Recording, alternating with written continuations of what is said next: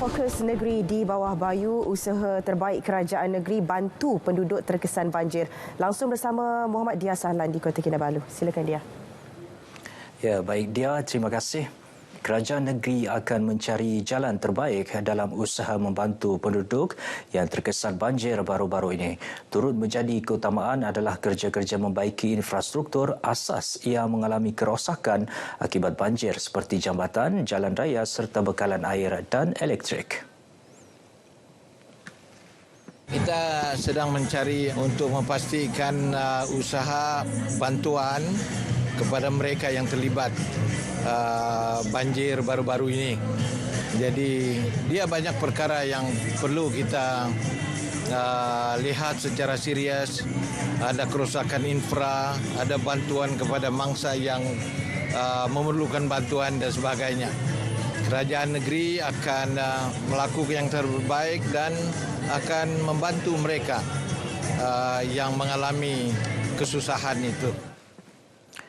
Datuk Haji G menyatakan demikian kepada media semasa menghadiri malam anugerah kumpulan Yayasan Sabah di Pusat Konvensyen Antarabangsa di Kota Kinabalu.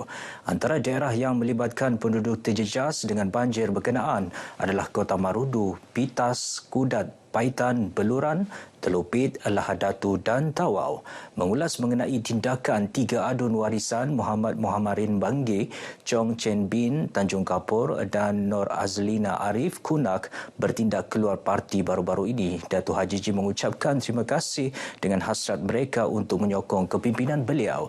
Jelas Datuk Haji G beliau akan melihat terlebih dahulu tindakan susulan ketiga-tiga wakil rakyat berkenaan berkaitan hala tuju dan masa depan karier politik mereka.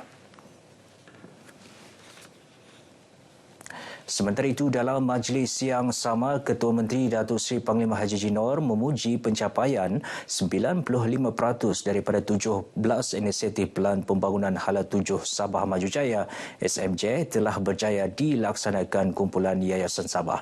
17 inisiatif itu telah dilaksanakan pada tahun lepas, membabitkan dua teras di dalam SMJ iaitu modal insan dan kelestarian hijau. Sebagai pengerusi pemegang amanah dan Ketua Menteri, prestasi Yayasan Sabah, revenue Yayasan Sabah melalui ICSB cukup baik. Dan insyaAllah kita akan pastikan ianya berterusan untuk kita pulangkan balik kepada rakyat dalam bidang pendidikan, dalam bidang sosial dan lain-lain. Jelas Datuk Haji G sebagai jentera strategi kerajaan negeri, kumpulan Yayasan Sabah perlu terus memacu pelbagai program berkaitan sejajar hasrat hala 7 SMJ. Tambahnya, keutamaan agensi berkenaan yang perlu digandakan adalah pembangunan modal insan melibatkan pelbagai peringkat. Beliau turut berharap dengan pelancaran tabung pendidikan negeri Sabah TPNS pada bulan Jun tahun lalu berupaya meringankan beban pembiayaan kewangan kumpulan Yayasan Sabah. Selain itu, usaha Yayasan Sabah dalam melindungi khazanah yang terkandung di kawasan konservasi seliaan juga perlu terus dipertingkat. Datuk Haji G turut meminta pengurusan kumpulan Yayasan Sabah dalam memastikan semua anak-anak syarikat di bawahnya terus meningkatkan pulangan keuntungan hasil masing-masing. Lebih banyak kelas program pendidikan khas integrasi PPKI perlu diwujudkan melibatkan seluruh negara. Pengurusan kelas PPKI tersebut juga perlu diselaraskan mengikut daerah dan negeri masing-masing dalam memberi peluang semua kanak-kanak kurang upaya mendapat pendidikan sebaiknya. Saya amat kagum dengan kelas-kelas yang diadakan di sekolah itu, seramai 54 murid, sebab golongan budak-budak ini amat dekat dalam hati saya. Saya amat terharu dengan dan saya rasa pendidikan khas integrasi ini mesti diutamakan. Okay. Saya harap kita dapat adakan lebih kelas begitu di sekolah mungkin mengikut daerah. Beliau menyuarakan cadangan tersebut semasa ditemui media selepas mengadakan lawatan kerja ke daerah Sandakan. Menurutnya, melalui bimbingan yang betul, setiap kanak-kanak kurang upaya bukan sahaja mampu berdikari tetapi juga berupaya menyumbang bakti kepada masyarakat dan negara umumnya. Dalam lawatan tersebut, Lim Hui Ying melawat SK Sungai Anip 3 dan mengumumkan peruntukan RM100,000 bagi tujuan menyelenggara kemudahan sekolah yang rosak. Kemudian beliau turut melawat Sekolah Jenis Kebangsaan Cina SJKC Peiying, Sandakan serta merasmikan bilik serasi di sekolah tersebut. Inisiatif mewujudkan pakej perpaduan prabayar internet mudah alih mendapat reaksi positif dalam kalangan masyarakat khususnya golongan B40 dan pelajar.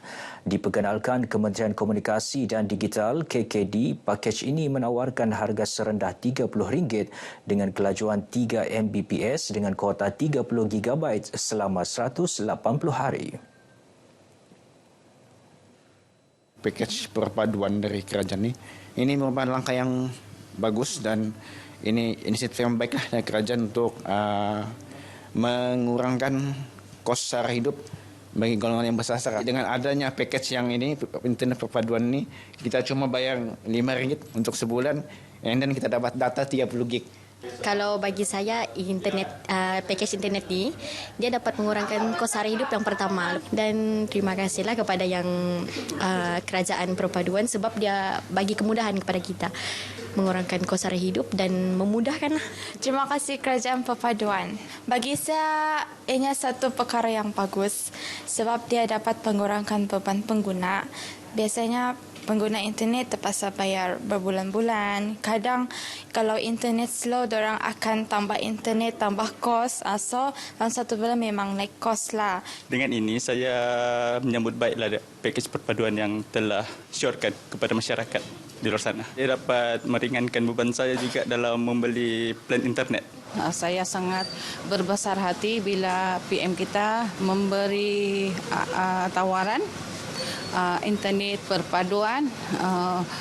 Mudah-mudahan dengan adanya ini akan tersasar kepada yang sangat-sangat memerlukan, terutamanya golongan B40. Pakej yang ditawarkan ini boleh didapati di pasaran mulai bulan ini, manakala bagi pakej jalur lebar akan berada di pasaran bermula bulan depan.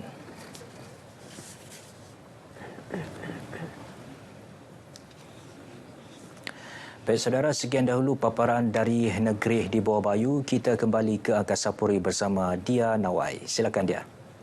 Baik, terima kasih Dia. Langsung dari Sabah.